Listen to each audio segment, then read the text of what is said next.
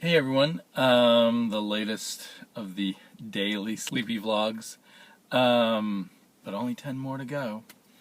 Uh, it occurred to me, or I was reminded while listening to a whole bunch of podcasts where people seem to be talking about DC Comics, that there's a major DC character that I've always had no interest in, and that is the Joker. That first popped into my head. I never even realized I didn't like the Joker until there was this big hubbub about Alan Moore's The Killing Joke, and how Grant Morrison on a podcast said, of course, at the end of that book, Batman kills the Joker. I went and looked at people. I never read The Killing Joke. And I went online and looked at people's postings of that last page, and I didn't think he'd killed the Joker just from looking at that page. But I haven't read the whole comic. And that's the odd thing, that I haven't read the whole comic, because it comes from the heyday of Alan Moore, and I was a huge Alan Moore fan. I thought I read everything by Alan Moore, and I was shocked to realize I hadn't read The Killing Joke. And then I found myself, and then I thought, well, I ought to go run out and read The Killing Joke, but I just didn't really want to. And I realized that I have probably avoided most Batman storylines with the Joker in it. It might be that Scott Snyder's Death of the Family was the first Joker story I really read. That doesn't seem right. It feels like I must have read other Joker stories. I know the very first Batman I read was like a Batman best of the 40s through the 70s, and I'm sure there were old Golden Age Joker stories in there, and I know that I read those. I can picture the first Batman Joker story from the 40s in my head, famous cover and all. But then I kind of jump to the Joker of the Adam West Batman, and I guess he was not my favorite villain on that show, but I also closely associated the Joker with that show, and somehow when I read comics, I just didn't want to read the Joker. And in that same volume, the one that really just goes through the very early 70s, because it was probably published in 1974 or something like that, the exciting stories in it are the last few, written by Denny O'Neil, mostly with art by Neil Adams, and they have the Man-Bat in it, and sort of horror story settings, mystery horror kind of settings that Batman comes into and solves a mystery. And Ra's al Ghul's, that Denny O'Neil and Neil Adams' Ra's al Ghul was also another early Batman I read. Did I mention the Man-Bat? Yeah. And so I always associated Batman and what I thought the cool Batman was with kind of a mystery horror element and not a clown. And maybe in general I kind of dismissed Batman's central rogues, like the Riddler and the Joker and King Tut, although I guess he was a creation of the TV show, the Mad Hatter. These kind of clowns, the clown bad guys. But in particular the Joker, I've just always avoided that. And then just sort of, it's not a big deal, but it's kind of made me think, like, what are the characters that most people think are really central that you don't really like? Another one, but a lot of people share this, is I kind of have been thinking about how I don't like Superman. Most of all, I don't like his supporting cast, Perry White, Lois Lane, Jimmy Olsen. They just seem lame as lame can be to me.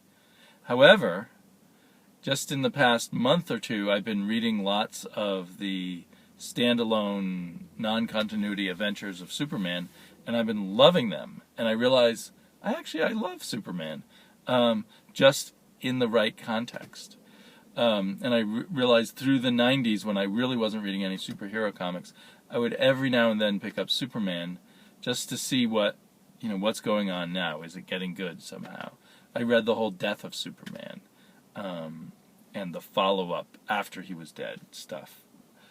But I didn't love it. But I guess I keep coming back to Superman. I was remembering the very first Superman I ever bought as a kid was, it probably was the first appearance of the Terra Man, a cowboy flying from space on either a flying horse, a winged horse, or just a flying horse, with kind of these magic super science bullets that he could shoot at Superman and actually have an effect on him. And it had this amazing cover, which then the Curt Swan art inside seemed like a huge disappointment to me. It probably was Neil Adams' cover. I don't know. I don't know what issue it was, or whether it was Action or Superman or Adventures of. But so I remember loving the cover and then being so disappointed with the story. Although probably if I went back, I would have thought, I would think now it's kind of cool Curt Swan work, excuse me. Get him and Murphy Anderson confused. Was Murphy Anderson his inker or a separate Superman artist? Anyway, so I think there's something there. I think of myself as hating Superman, but I think I actually like Superman. And I didn't think of myself as hating the Joker, but now that I don't hate the Joker, but I just am not very interested in him.